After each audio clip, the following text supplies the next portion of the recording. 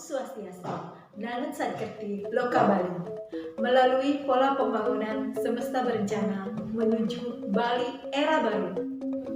Hai anak-anakku sekalian, dimanapun kalian berada, dengan Ibu Yuyun Rumanti di sini dengan pelajaran bahasa Indonesia dengan materi mengidentifikasi unsur kebahasaan surat lamaran pekerjaan.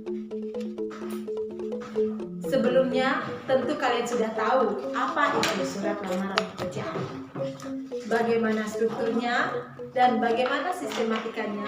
Tentu sudah tahu bukan? Tujuan pembelajaran kita kali ini adalah agar siswa mampu membuat surat lamaran pekerjaan sesuai dengan unsur kebahasaan yang baik dan benar. Surat lamaran pekerjaan adalah surat permohonan yang dibuat oleh pencari kerja atau pelamar pekerjaan untuk dikirimkan kepada suatu usaha atau instansi guna mendapatkan pekerjaan atau jabatan yang sesuai dengan lowongan pekerjaan yang ditawarkan. Variasi kebahasaan itu disebabkan adanya perbedaan sumber informasi yang diperoleh oleh si pelamar. Menurut Rahmadi dan Rustamaji pada bukunya tahun 2010 halaman 4 menjelaskan bahwa surat lamaran pekerjaan dapat diajukan berdasarkan sumber-sumber berikut ini. Yang pertama, berdasarkan iklan baik di media massa maupun media elektronik. Yang kedua, berdasarkan informasi dari seseorang.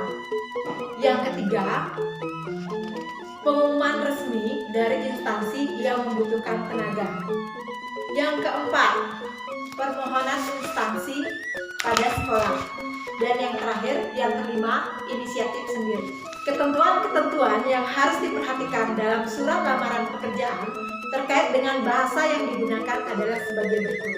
1. Bahasa surat adalah bahasa yang baik dan benar. Yang kedua, bahasa surat menggunakan kata-kata yang sopan. Yang ketiga, bahasa surat berisi kata pengantar yang jelas, singkat, padat, informatif, dan tepat sasaran. Yang keempat, bahasa surat tampak dari tulisan yang bersih, mudah dibaca, sesuai dengan kaidah ejaan. Yang kelima, melengkapi bagian-bagian surat dengan norma bahasa surat, seperti penulisan unsur hal, tempat, tanggal, alamat, salam pembuka, isi surat, salam penutup, tanda tangan, dan nama terang. Berikut disajikan contoh surat lamaran pekerjaan.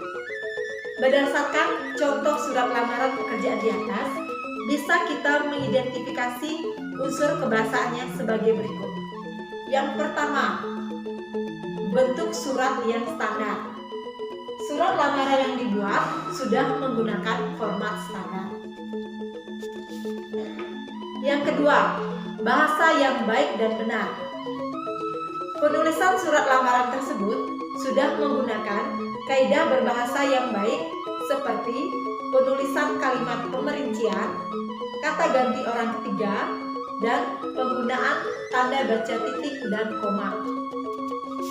Yang ketiga, kata pengantar jelas, singkat, padat, informatif, dan tepat sasaran. Karena informasi lowongan bersumber dari media massa, pelamar mencantumkan sumber di awal. Selanjutnya, pelamar mengajukan diri untuk mengisi lowongan tersebut. Yang keempat, penyampaian maksud surat pada isi surat sudah menggunakan kalimat yang jelas untuk melamar kerja, namun kurang jelas menyampaikan posisi atau jabatan yang diinginkan. Yang kelima, pemakaian tanda koma pada bagian penutup surat. Pada penutup surat seharusnya setelah kata pimpinan diikuti tanda baca koma. Gimana, mudah bukan?